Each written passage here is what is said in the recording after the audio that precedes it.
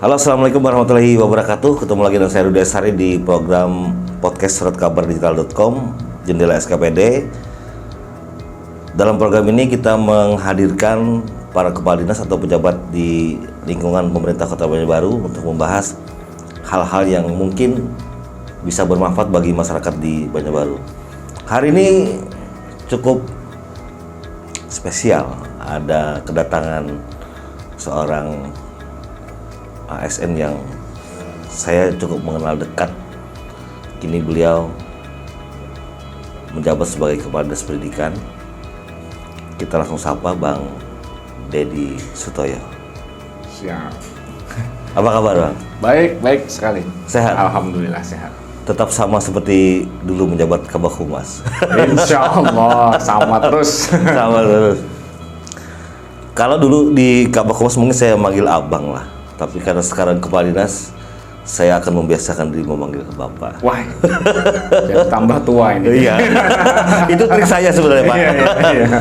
Pak Dedi, bicara soal dunia pendidikan di Banjarbaru, ada 3 kalau saya tidak salah. Satu di level tingkat usia dini ya, TK ya, kemudian sekolah dasar dan SMP. Bisa dijelaskan nggak Pak Dedi secara umum saja gambaran kondisi dari tingkat paling SD, TK tadi, kemudian SD dan SMP, kondisinya seperti apa sekarang ini? Oh iya, terima kasih nih. Pertama kita merasa sangat tersanjung bisa hadir di podcastnya Om Rudi ini. Siap, terima kasih. Kita tetap panggil Om. Siap, aman.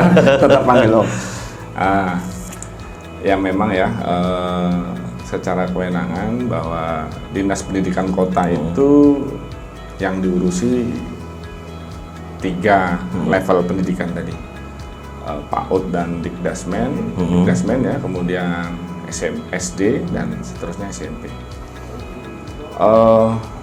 Sekarang posisinya untuk jumlah PAUD dan TK dan PAUD itu ada 169 yang harus kita monitor. Kemudian di SD pun ada 89 dan SMP 24. Jadi segala hal yang terkait di angka-angka tersebut, dari sisi guru, dari sisi sarpras, kemudian dari sisi kurikulum dan seterusnya ya menjadi monitor kita. Oke. Kalau kadang kita mendengar bicara soal sekolah Pak Dedi, selalu dengan hal-hal yang berbau prestasi mungkin ya. Tapi sekarang wilayah sudah mulai terbuka di Banjarbaru khususnya, apalagi sekarang sudah jadi ibu kota ya, ibu kota Provinsi Kalimantan Selatan. Saya ingin bertanya dengan Pak Dedi, karena kebetulan baru menjabat sebagai Kepala Dinas Pendidikan di Banjarbaru. Apa yang Anda pikirkan ketika menjabat sebagai Kepala Dinas Pendidikan saat Banjarbaru berstatus sebagai ibu kota, khususnya terhadap sekolah-sekolah pinggiran di kecamatan di Banjarbaru? Ya, kalau kita lihat sekarang ya, sekolah-sekolah pinggiran ini kurang diminati ya. Bahasanya seperti itu, kurang diminati. Saya merasakan PPDB pertama kemarin baru dilantik, kalau nggak salah 3 hari langsung ketemu PPDB SMP. Iya. Jadi ya memang alhamdulillah udah selesai pembagian rombel dan lain-lain, termasuk jumlah-jumlah kuota yang disiapkan oleh SMP di Kota Banjarbaru. Dan kalau kita lihat komposisinya memang sekolah pinggiran ini buka rombel kecil.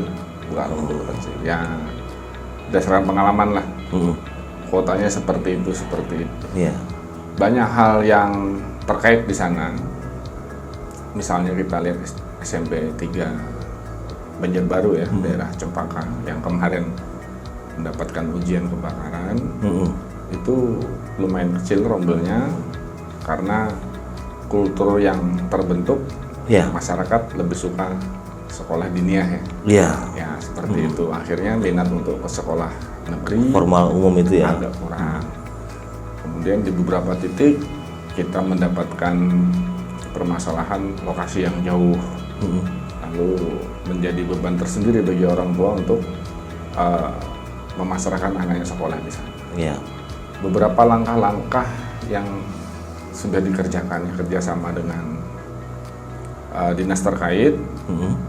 Kalau saya lihat jalan sudah insya Allah Tembus akses ya. tembus akses, bagus semua jalan beraspal.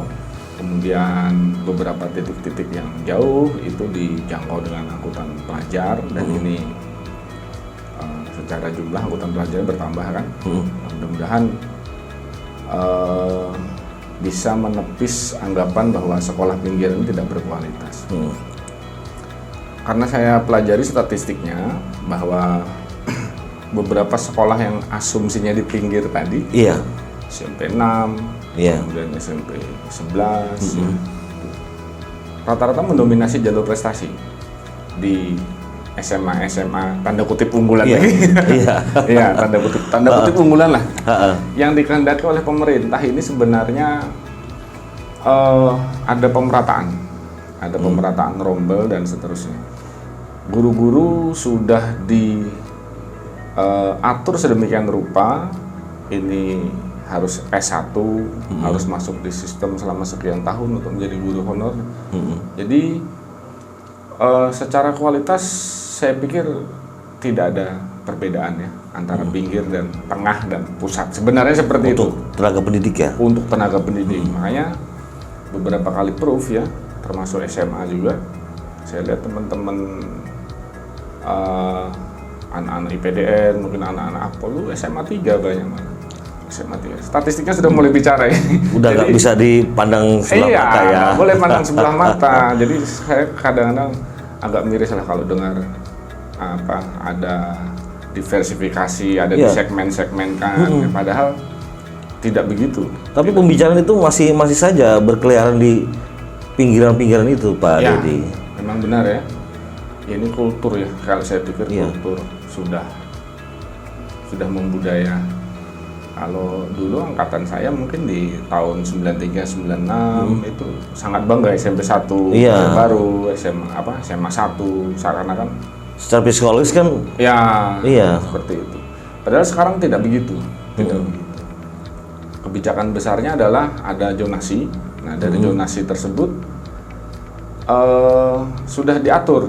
SMP 2 ini rombelnya berapa, SMP 1 rombelnya berapa. Jadi di rombongan belajar tadi diikat sama aturan lagi. ya. Satu rombel, misalnya untuk SD itu 28. Ya 28. 28 Iya. kursi. Untuk SMP 32. 32. Apabila kita melakukan akses lebih ya muridnya, Iya. 33 dan seterusnya, di sistem Dapodik akan terbaca kuning. Oke, iya. Apabila itu menjadi merah di atas 36, ini guru yang rugi.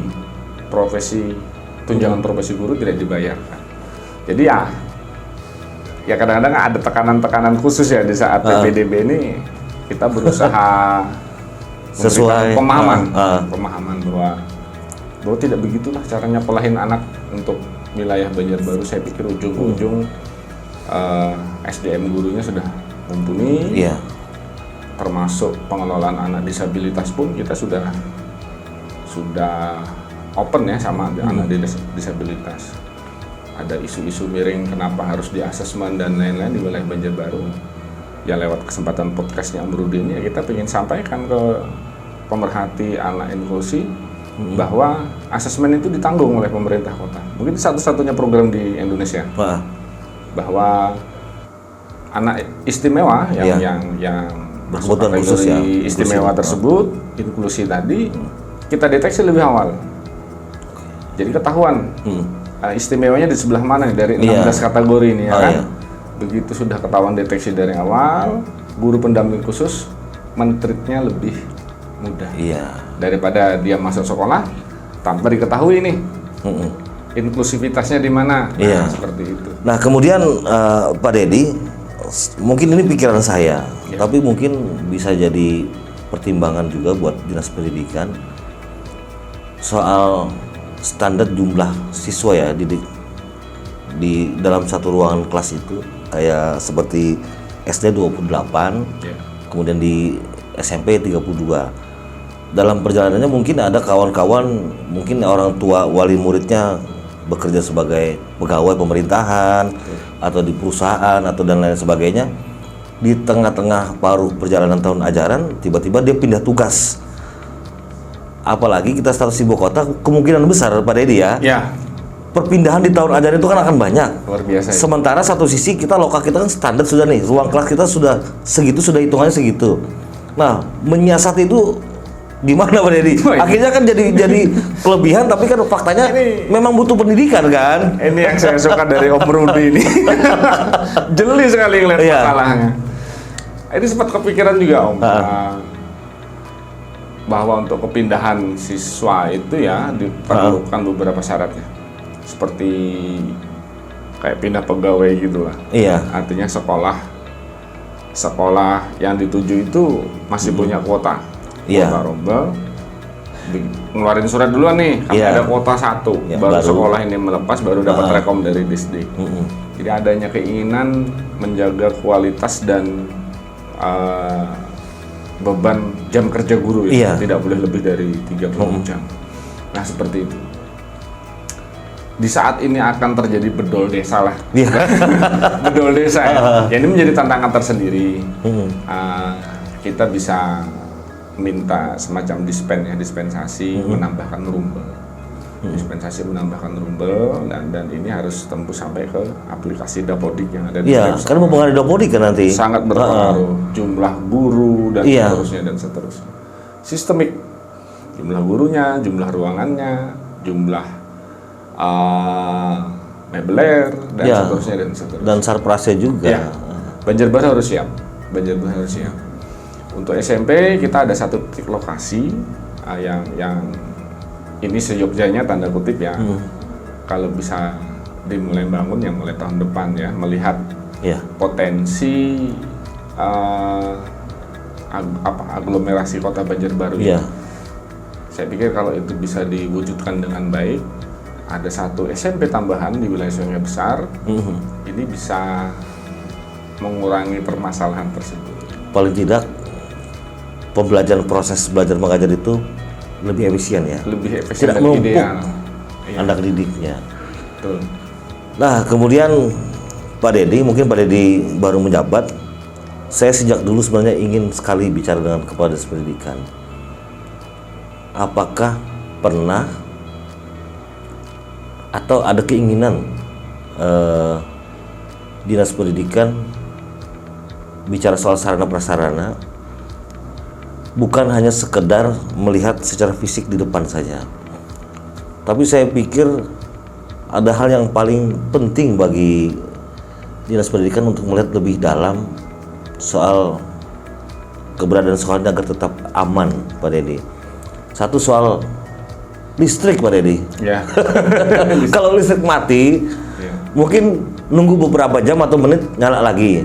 Nah, tapi bagaimana kalau jalur-jalur listrik instalasi di atas sekolah, pelapon sekolah itu tidak pernah terkontrol berpuluh-puluh tahun, Pak Dedi? Apakah Dinas Pendidikan ada keinginan di zaman Pak Dedi ini untuk mencoba mungkin berkoordinasi dengan seluruh kepala sekolah di Banjarbaru untuk mencoba pelan-pelan menyisir jalur-jalur mana yang memang harus dibutuhkan penataan ulang atau jalur baru agar tidak terjadi kebakaran lagi, Pak Dedi? Gimana? Ini ide brilian ya, dari Om Rudi.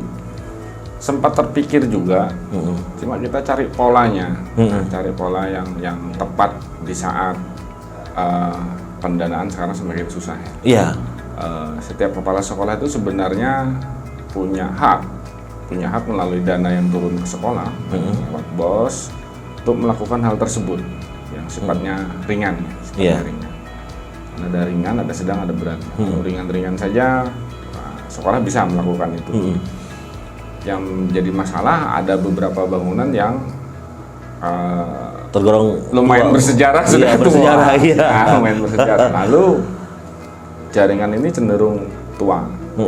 Makanya